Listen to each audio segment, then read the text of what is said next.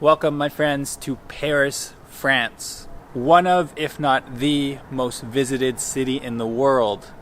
Paris sometimes feels like a city of tourists. Especially if you're staying in an area like I am right now.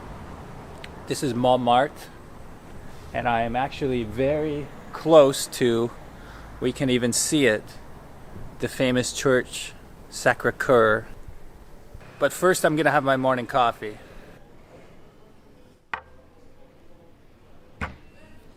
This is the life, my friends. This is the life. Something interesting inside. I don't know if you noticed that. There was a sign that said they were closing for vacation from the 2nd of August until the 31st of August. It just so happens that I'm filming this on August 1st. And so essentially the whole month of August they're closed. For me as a North American, that concept is so wild that you could close for the entire month. All right, I just went back to my room so I can get a few minutes of air conditioning. It's only 10 a.m. and it's already really hot. Welcome to Paris in the summertime. I'll show you the room though, it's pretty cool. Nice little French style balcony. Yeah, this is all you need. Like for me, this is a perfectly fine room to stay. I think it cost me like 120 euros per night, something like that. Which might sound high or might sound low depending on where you're coming from. I think for a popular area in Paris, this is actually quite a good deal. And there's the bed covered in camera gear and random stuff as always. Oh, speaking of which, I gotta show you my new best friend. Check this out. So this was sent to me by a company called Even Realities. And at first glance, they might just look like normal glasses, but I'm gonna blow your mind, okay? Check this out. I'm controlling it with this ring, by the way. So here it is, Even AI. It says Even AI is listening. Okay, what are 5 neighborhoods I should visit in Paris? Okay, number 1, Le Marais. Known for its historic cobblestone streets, magnificent medieval and Renaissance architecture, vibrant atmosphere. Number 2, Montmartre. Well, that's where I am right now, Montmartre. Situated on a hill overlooking the city, this artistic neighborhood offers bohemian charm. Number 3, Saint-Germain-des-Prés. Number 4, the Latin Quarter. This is like, they were like writing me a blog post. This is crazy. Number 5, Canal Saint-Martin. I think this will be a good time to visit Sacré-Cœur as we pass by one of the iconic green entrances to the metro system here in Paris. Looks to be about 200 steps to get up there. Nothing too crazy, but if it's a hot day and you've been walking a lot, it is something to consider. How many steps is it to climb the staircase in front of Sacré-Cœur in Paris? There are 222 steps in the main staircase. Okay, my guess wasn't too bad. And another nice thing about visiting here is the view that you get when you look forward. Paris is such a low city. You can often just see for miles and miles once you get a bit above that 6th or 7th floor. Most of the buildings are of a similar height. Way in the distance at the back you can see some more modern buildings. That's an area called La Défense. And that's where they've built the skyscrapers, the banking headquarters and stuff like that. The city of Paris and France in general have done a great job at preserving the traditional architecture. Maybe in the same way that the local bakery will sacrifice money to have their vacation. The people of Paris will sacrifice modernity to keep the soul of the city alive. It's one of the things about the French. They have a reverence for the past, I would say, that there's a strong sense of tradition that doesn't change for anyone. And you definitely feel it when you're in a city like Paris. Now, I know there's an area close to here called Canal Saint-Martin. That was another one of the areas I wanted to check out. Let's see if these glasses can help me get there.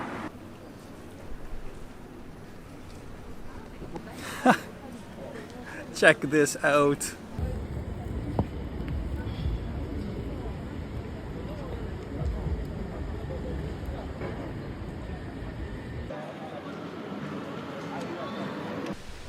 Yeah, this is one of my favorite parts of Paris. It's not an area that you go to take nice pictures or something like that.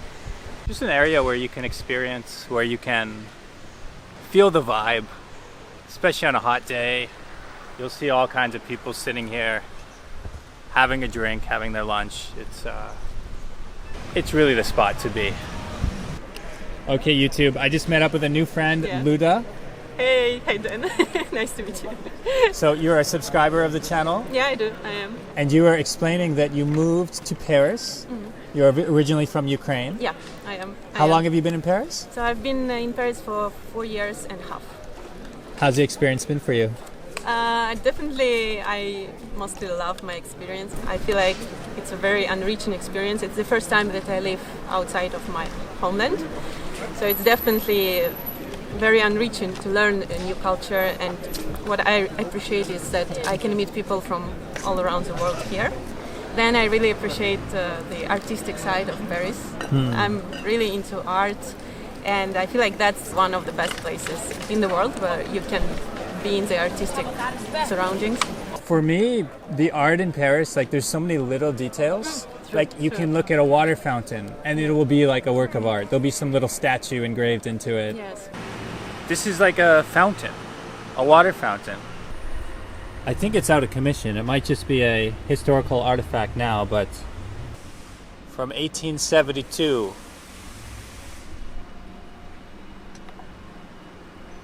Like something about this society just, it's not just like, okay, you go to an art gallery for art. Yeah. It's like everything is art, you know? Do you experience it that way too? Absolutely, yeah. I was also thinking that that's the thing about Paris, that sometimes you can notice like some small details, and that would be something meaningful. Like you can see, there is, for instance, artist which his name is Invader. He's originally from Paris. And there are lots of his mosaics on the buildings somewhere around here as well. And quite often they have some meaning behind it. So that's maybe it's like linked to the name of the street or to the place. Oh! Would you jump in? No, I wouldn't. I don't dare to swim here. Too dirty or what? Yeah, I don't know. I feel like I cannot see what's there. Like, yeah. No, not really my choice. Do you want to see something cool? I'll see if this can actually work with Ukrainian. I haven't tried it before. And so right now it looks like when I'm speaking English it will automatically translate to Ukrainian. How does that seem to you? Is it doing a good job?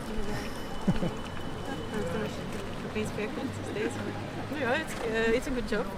Do you want to try speaking some Ukrainian and see if we can get it to English? Okay. Привіт, Ден. Як тобі Париж? Hi Dan, how is Paris? Yeah, wow. Paris is good. I'm just sitting by the canal. Що ти хочеш подивитися далі? Куди ти хочеш піти? What do you want to see next? Where do you want to go? Yeah, exactly. Well, you messaged me there's this park that you think's really cool, right? Це дуже гарний парк, бо там цікавий ландшафт і багато людей, які проводять гарний час.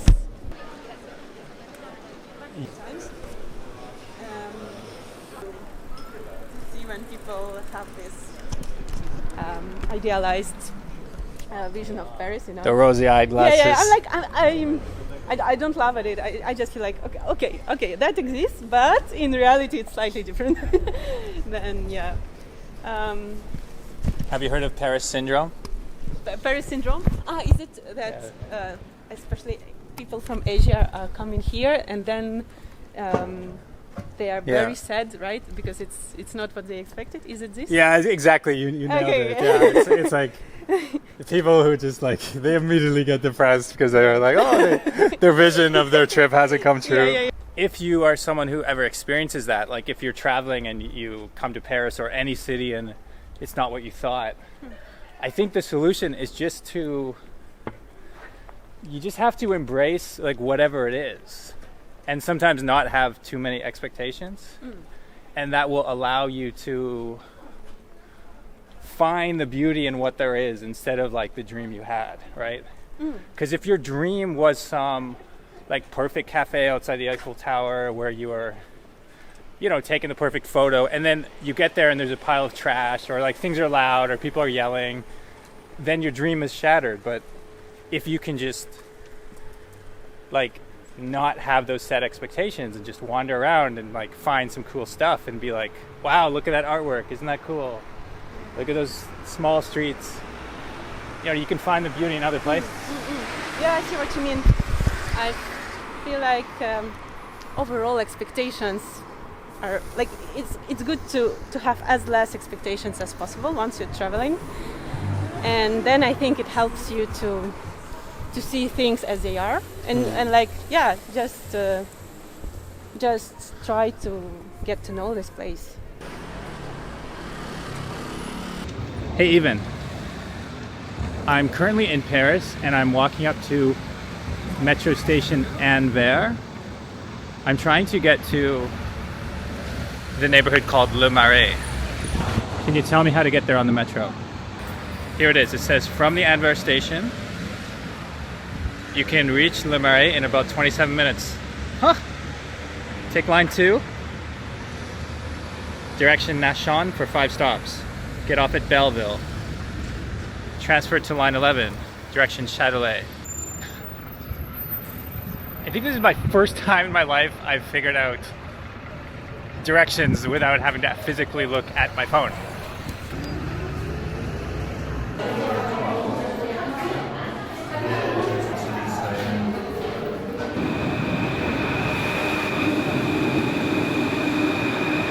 Don't be scared of the Parisian metro. Yes, sometimes it's busy. Yes, sometimes it's crazy. But it's an experience. And it's an experience worth having. Barbès, Rochechouart, Belleville,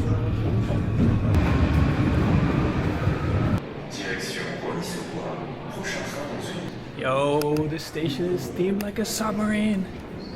This is so cool. Look at this.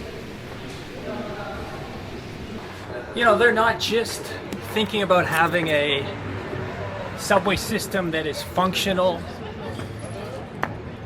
and gets you around the city, which it does, of course, but they make it an experience. They make it something to remember. Hopefully, Le Marais, the neighborhood we've just entered into, will also be something to remember. From what I remember of Le Marais, it's a very trendy, somewhat upscale neighborhood. You know, it's where the cool kids hang out. It's where some geeky Canadian immediately gets reminded he has no fashion sense, because everyone around here is like dressed very, very nice.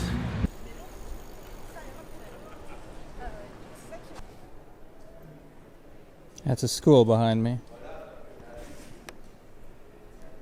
We think of Paris as a place to visit. It's so easy to almost forget that there's people who grew up in these neighborhoods. Kids would just do their walk to school down streets like this. It's so different than the reality I grew up in. When I was a kid, I went to school in the suburbs of Winnipeg. My school was, it was a detached building with a big yard behind it and lots of space, quiet suburban streets.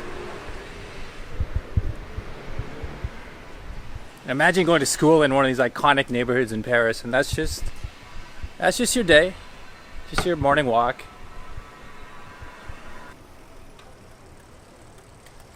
Well, I saw a thrift store and I decided to walk inside. Then I saw they were selling an old, torn t-shirt for 90 euros. And I looked at some other t-shirt, it was 250 euros. I have no idea why. But I think what I discovered is this is not the neighborhood for me.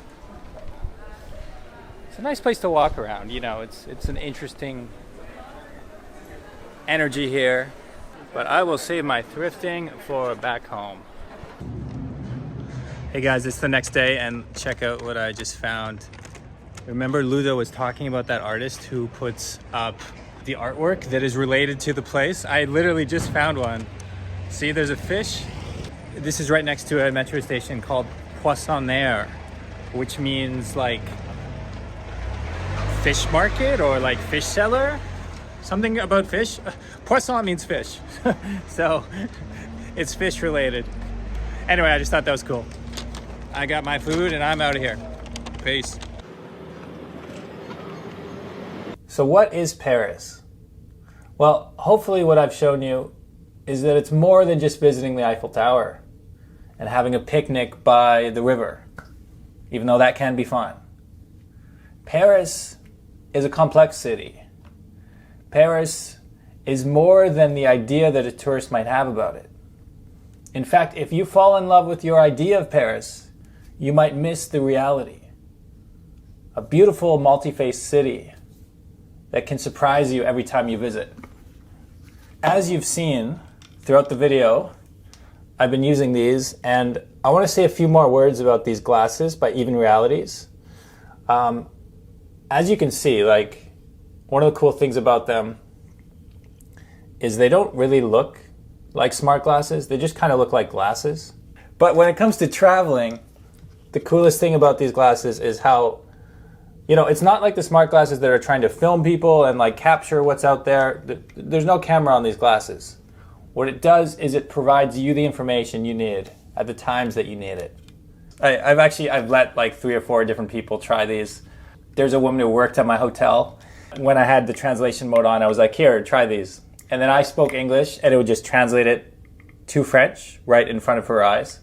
And she was so impressed by that. She was saying that, you know, for people working in a hostel or a hotel, like these can be like so useful because you often have guests who come in who maybe don't speak French and sometimes don't even speak English. You know, they might be speaking Spanish or Chinese and they can come here and then you can just they can be asking their question and you can get the answer right in front of you in French.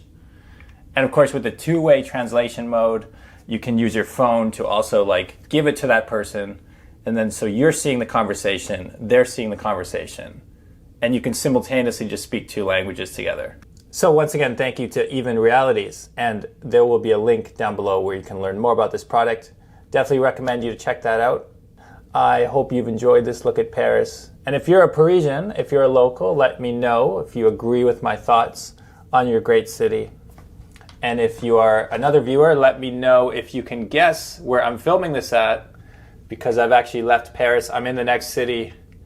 I'll give you a hint. I'm somewhere that has a lot of trains. It's very, very flat. That's all I'm going to say. Leave a comment. Let me know if you know where I am. As always, I am Dan from The New Travel. Shout out to those of you who watch right to the end. And I will see you next time. Peace.